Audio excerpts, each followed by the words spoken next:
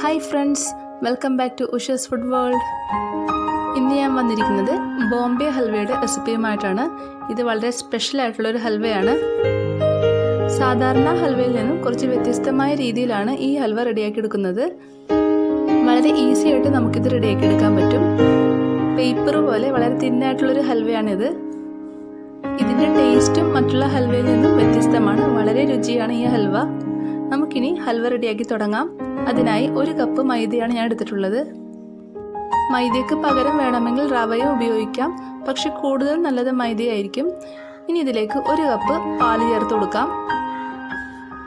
അതിനുശേഷം നന്നായി മിക്സ് ചെയ്ത് കൊടുക്കണം. മിക്സിങ്ങിന് വളരെ പ്രാധാന്യമുണ്ട്. ഒട്ടും തന്നെ കട്ടയില്ലാത്ത രീതിയിൽ വേണം മിക്സ് ചെയ്തെടുക്കാൻ. ഈ സമയം ഞാൻ സ്റ്റൗ ഓൺ ചെയ്തിട്ടില്ല. സ്റ്റൗ ഓൺ ചെയ്യാതെ വേണം ഇതെല്ലാം മിക്സ് ചെയ്തെടുക്കാൻ. ഇനി ഇതിലേക്ക് 1 കപ്പ് മെൽറ്റ് ചെയ്ത നെയ്യ് ചേർത്ത് കൊടുക്കണം. നെയ്യ് നന്നായി മിക്സ് ചെയ്തതിന് ശേഷം 1 കപ്പ് പഞ്ചസാരയും കൂടി ചേർത്ത് കൊടുക്കാം. വീണ്ടും മിക്സ് ചെയ്യണം. മിക്സ് ചെയ്തതിന് ശേഷം നമുക്ക് ഫ്ലെയിം ഓൺ ചെയ്യാം. മീഡിയം ടു ലോ ഫ്ലെയിമിൽ ഇട്ട് വേണം നമുക്കിത് കുക്ക് ചെയ്തെടുക്കാൻ. ആദ്യം മീഡിയം ഫ്ലെയിമിൽ ഇട്ടതിന് ശേഷം ബാറ്റർ നന്നായി തിളച്ച് തുടങ്ങുമ്പോഴേക്കും നമുക്ക് ലോ ഫ്ലെയിമിലേക്ക് മാറ്റണം. ഏകദേശം 10 മുതൽ 12 മിനിറ്റ് വരെയാണ് ഇതിൻ്റെ കുക്കിംഗ് ടൈം. ഇപ്പോൾ തിളച്ച് തുടങ്ങിയിട്ടുണ്ട്. ഇനി ഇത് ലോ ഫ്ലെയിമിലേക്ക് മാറ്റണം.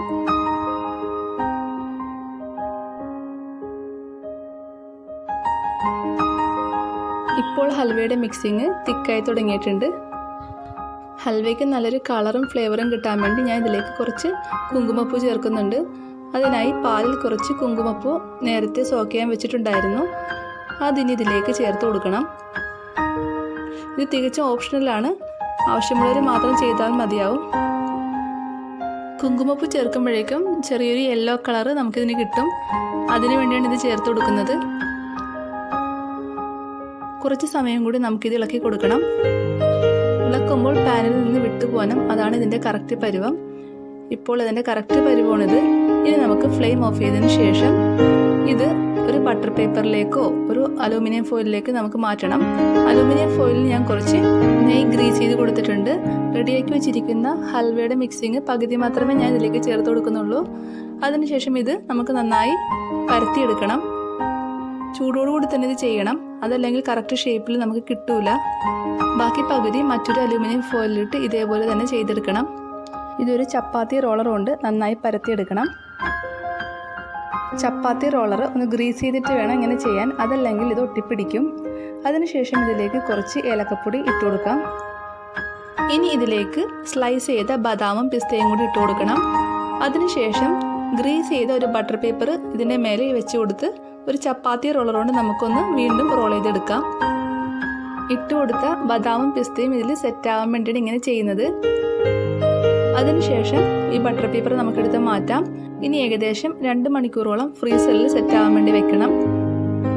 ഈ രീതിയിൽ ഫ്രീസറിൽ വെക്കാൻ ബുദ്ധിമുട്ടുണ്ടെങ്കിൽ 5 മണിക്കൂർ ഏകദേശം പുറത്ത് വെച്ചതിന് ശേഷം ചെറിയ പീസുകളാക്കി മുറിച്ച് ഫ്രീസറിൽ വെച്ചതിന് ശേഷം നമുക്ക് ഉപയോഗിക്കാം.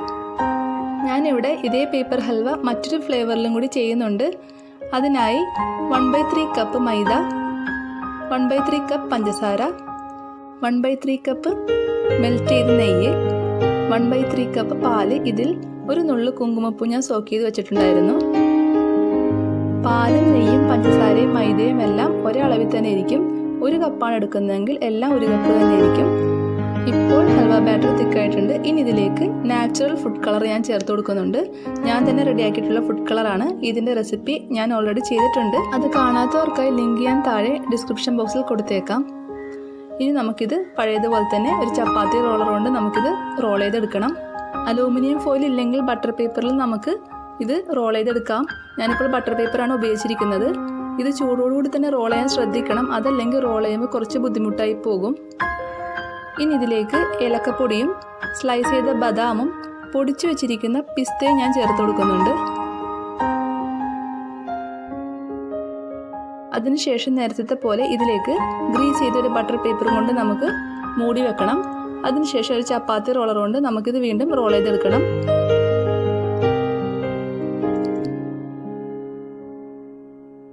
നമുക്ക് സെറ്റ് ചെയ്യാൻ വേണ്ടി വെക്കണം. 2 ഫ്ലേവറിലുള്ള പേപ്പർ ഹൽവ ഇവിടെ റെഡി ആയിട്ടുണ്ട്. ഇനി ഇത് ഒരു കത്തിയോ പിസ്സ കട്ടറോ അതല്ലെങ്കിൽ ഒരു കത്രികയോ ഉപയോഗിച്ച് നമുക്കിത് ചെറിയ പീസുകളാക്കി മുറിച്ചെടുക്കണം. വളരെ ഈസി ആയിട്ടുള്ളൊരു റെസിപ്പിയാണിത്. വളരെ കുറച്ച് സമയം കൊണ്ട് തന്നെ നമുക്കിത് റെഡിയാക്കി എടുക്കാൻ പറ്റും. അതുപോലെ തന്നെ വളരെ ടേസ്റ്റിയുമാണ്. എല്ലാവരും ഈ ഹൽവ ഒന്ന് ട്രൈ ചെയ്ത് നോക്കണം. ഉറപ്പായും എല്ലാവർക്കും ഇഷ്ടപ്പെടും. വീഡിയോ ഇഷ്ടമായെങ്കിൽ എല്ലാവരും ഷെയർ ചെയ്യാനും ലൈക്ക് ചെയ്യാനും മറക്കരുത്. എൻ്റെ ചാനൽ ഇതുവരെ സബ്സ്ക്രൈബ് ചെയ്യാത്തവരുണ്ടെങ്കിൽ ചാനൽ സബ്സ്ക്രൈബ് ചെയ്ത് തൊട്ടടുത്തുള്ള ബെൽ ഐക്കൺ പ്രസ് ചെയ്യാൻ മറക്കരുതേ. Okay friends, thank you. അടുത്ത വീഡിയോയിൽ കാണാം. Have A nice day.